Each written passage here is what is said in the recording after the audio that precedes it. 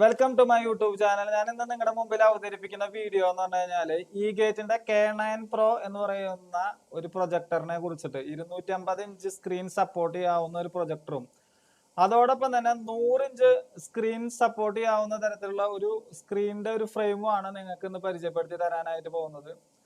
അപ്പൊ ഈ ഒരു പ്രൊജക്ടറിന്റെ പ്രത്യേകത എന്താണെന്ന് വെച്ച് കഴിഞ്ഞാല് ആമസോണിൽ നിന്നാണ് ഞാൻ ഈ ഒരു പ്രൊജക്ടർ വാങ്ങിയത്. ഇതിനകത്ത് 3 HDMI ഇൻപുട്ടും ഒരു USB കേബിൾ കണക്ട് ചെയ്യാനുള്ള പോർട്ടും അതോടൊപ്പം തന്നെ 2 എക്സ്റ്റേണലി 5 വാട്ട് സ്പീക്കറും ഇതിനകത്ത് കൊടുത്തിട്ടുണ്ട് ഇൻബിൽറ്റ് ആയിട്ട്. പിന്നെ നമുക്ക് മെമ്മറി കാർഡ് ഉപയോഗിച്ച് വേണമെങ്കിൽ മൂവി കാണാനായിട്ടുള്ള സെറ്റപ്പ് ഉണ്ട്. എക്സ്റ്റേണലി സ്പീക്കർ കൊടുക്കാനായിട്ടുള്ള സെറ്റപ്പും ഈ പ്രൊജക്ടറിനകത്ത് അവൈലബിൾ ആണ്. പിന്നെ ഇതിനകത്ത് ഈ ഒരു പ്രൊജക്ടർ നമ്മൾ ആമസോണിൽ നിന്ന് വാങ്ങിയത് ഏകദേശം 9,000 രൂപയ്ക്കാണ് ഈ പ്രൊജക്ടർ നമ്മൾ വാങ്ങിയത്. ക്രെഡിറ്റ് കാർഡ് ഉപയോഗിച്ച് നമ്മൾ വാങ്ങുന്ന സമയത്ത് ഒരു 1000 രൂപ ഡിസ്കൗണ്ട് നമുക്ക് അവൈലബിൾ ആയിരുന്നു. ഈ ഒരു പ്രൊജക്ടർ വാങ്ങുന്നതിനൊപ്പം തന്നെ നമ്മളൊരു 100 ഇഞ്ച് സപ്പോർട്ട് ചെയ്യാവുന്ന ഒരു സ്ക്രീനും വാങ്ങിയിരുന്നു. അതോടൊപ്പം തന്നെ ആ സ്ക്രീൻ കൊളുത്തിടാൻ പാകത്തിന് 2 ബെൻഡ് ആയിട്ടുള്ള ഹുക്കുകളും വാങ്ങിയിരുന്നു. അപ്പൊ ഇത് നല്ല വെയിറ്റ് ഉള്ള, അത്യാവശ്യം നല്ല വെയിറ്റ് ഉള്ള ഒരു സ്ക്രീനാണ്. 100 ഇഞ്ച് ഫോൾഡ് ചെയ്ത് നമുക്ക് ആവശ്യം കഴിഞ്ഞ് കഴിഞ്ഞാൽ മടക്കി മുകളിലോട്ട് കൊളുത്തിടാൻ പറ്റാവുന്ന ടൈപ്പ് സ്ക്രീൻ ആയതുകൊണ്ട് തന്നെ അത് ലോഡ് ചെയ്ത് നിൽക്കാൻ പറ്റാവുന്ന 2 ഹുക്കുകളും നമ്മൾ ആമസോണിൽ നിന്ന് ഓർഡർ ചെയ്തായിരുന്നു. ഏകദേശം എല്ലാം കൂടിയിട്ട് ഈ ഒരു സിസ്റ്റത്തിന് വരുന്നത് 14,000 രൂപയുടെ അടുത്തേക്കാണ് ചെലവ് വരുന്നത്. ഏകദേശം ഒരു മൊബൈലിന്റെ പ്രൈസ് മാത്രമാണ് ഈ പറയുന്ന ഒരു ബിഗ് സ്ക്രീൻ നമുക്ക് ഉണ്ടാക്കിയെടുക്കാനായിട്ട് ആവശ്യമുള്ളൂ. അപ്പോൾ ഓൾറെഡി എൻ്റെ അടുത്ത് ഈ പറഞ്ഞ പോലെ ഫയർ സ്റ്റിക്ക് അവൈലബിൾ ആയിട്ടുള്ളത് കൊണ്ട് നമുക്ക് അതിനകത്ത് ഫയൽ മാനേജർ ഡൗൺലോഡ് ചെയ്തു.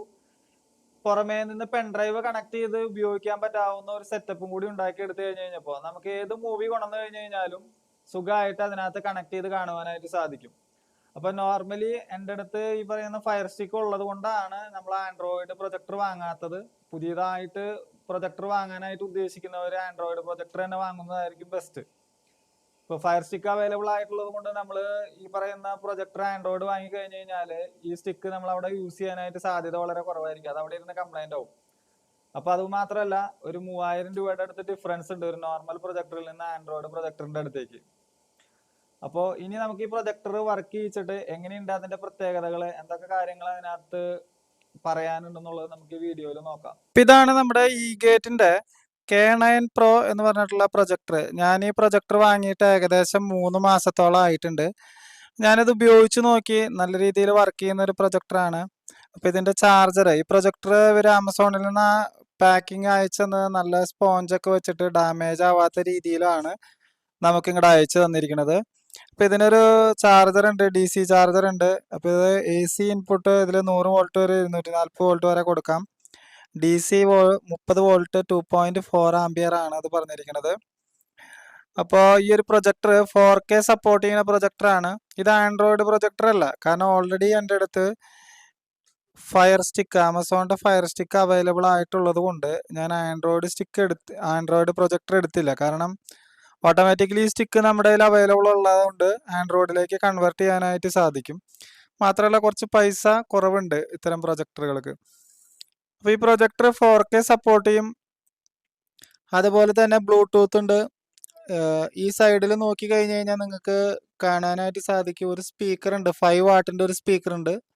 അതേമാതിരി ഇപ്പുറത്തെ സൈഡിലും 5 വാട്ടിന്റെ ഒരു സ്പീക്കർ ഉണ്ട്.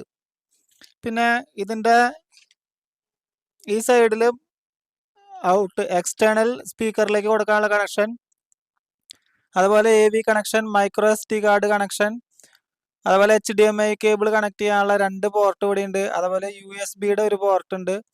പിന്നെ DC പവർ സപ്ലൈ കൊടുക്കാനായിട്ട് ഒരു പോർട്ട് ഉണ്ട്. അപ്പൊ ഇത്രയും കാര്യങ്ങൾ ഇവിടെ വരുന്നുണ്ട്. ഇതിന്റെ ബാക്ക് സൈഡിൽ വരുമ്പോൾ ഒരു HDMI കണക്ട് ചെയ്യാനായിട്ടുള്ള ഒരു പോർട്ടും അതുപോലെ തന്നെ ഇതുപോലുള്ള ഒരു മൊബൈൽ ചാർജ് ചെയ്യാൻ പാകത്തിനുള്ള ഒരു കേബിളും USB കേബിളും ഇവിടെ അവൈലബിൾ ആണ്. ഇതിന്റെ മുകളിൽ പ്രൊജക്ടറിന്റെ ഓപ്പറേറ്റിങ്ങിന് ആവശ്യമായിട്ടുള്ള ഓൺ ഓഫ് സ്വിച്ച്, അതേപോലെ മോഡുകൾ സെലക്ട് ചെയ്യാനുള്ള ബട്ടൺസ് എല്ലാം ഇതിന്റെ മുകളിൽ പ്രൊവൈഡ് ചെയ്തിട്ടുണ്ട്. ഇവിടെ ഇതിന്റെ ഫോക്കസും കീ സ്റ്റോണും കൊടുത്തിട്ടുണ്ട്. ഇത് മാനുവലി നമ്മൾ അഡ്ജസ്റ്റ് ചെയ്യണം, ഓട്ടോ ഫോക്കസ് അല്ല. അപ്പം നമ്മളിത് വെച്ചതിന് ശേഷം മാനുവലി നമ്മൾ അഡ്ജസ്റ്റ് ചെയ്തെടുക്കണം. എൻ്റെ അടുത്ത് ഫയർ സ്റ്റിക്ക് ഉള്ളത് കൊണ്ടാണ് ഞാൻ ഈ പറഞ്ഞ പോലെ ആൻഡ്രോയിഡ് പ്രൊജക്ടർ എടുക്കാഞ്ഞത്. ഇവിടെ എൻ്റെ വീട്ടിൽ കൂടുതലായിട്ടും അവധി ദിവസങ്ങളിൽ മാത്രമാണ് സിനിമ വെക്കാറുള്ളത്. അപ്പം അതുകൊണ്ട് നമ്മളധികം നൈറ്റിലായിരിക്കും സിനിമ കൂടുതലായിട്ടും കാണുന്നത്. അപ്പോൾ ഒരുപാട് സൗണ്ടിലൊന്നും വെക്കാറില്ല. 2 ചെറിയ സ്പീക്കർ എക്സ്റ്റേണലി കണക്ട് ചെയ്തിട്ടിട്ട് ഒരു ചെറിയ ലെവലിലുള്ള സൗണ്ടിൽ വെച്ചിട്ടാണ് ഞങ്ങള് സിനിമ കാണാറ്.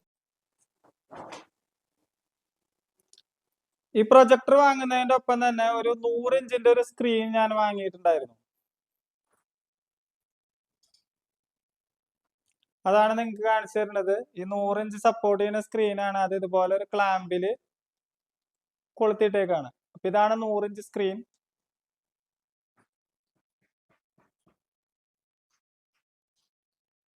ഇത് 100 ഇഞ്ച് സ്ക്രീനാണ്. ഞാനിതിന്റെ ഫുള്ളായിട്ട് ഇത് ഓപ്പൺ ചെയ്തിട്ടില്ല. ഏകദേശം എനിക്ക് ഇത്രയും സ്പേസ് ഉള്ളൂ.